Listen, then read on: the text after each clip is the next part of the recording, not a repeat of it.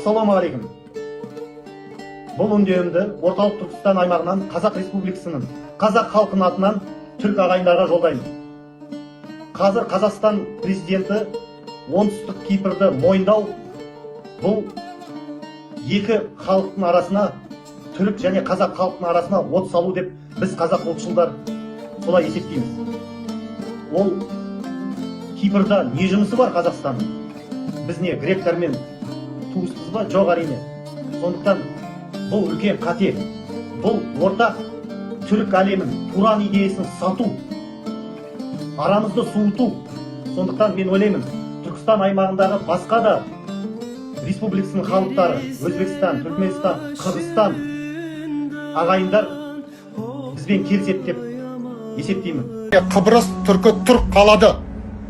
Ben Kazak Türk'ü diyorum ki Kıbrıs Türk'tür, Türk kalacak. Kazakistan halkı adına Kıbrıs Türk'ündür, Türk'ün kalacak. Kıbrıs Türk'tür, Türk kaladı. Kıbrıs Türk'tür, Türk kaladı. Bulayımız Kıbrıs Türk'tür, Türk kaladı. Kıbrıs Türk'tür, Türk kaladı. Kıbrıs Türk'tür, Türk kaladı. Niye?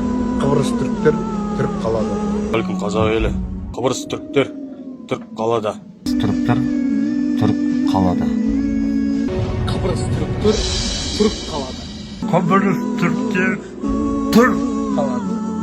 Kıbrıs Türk'tür,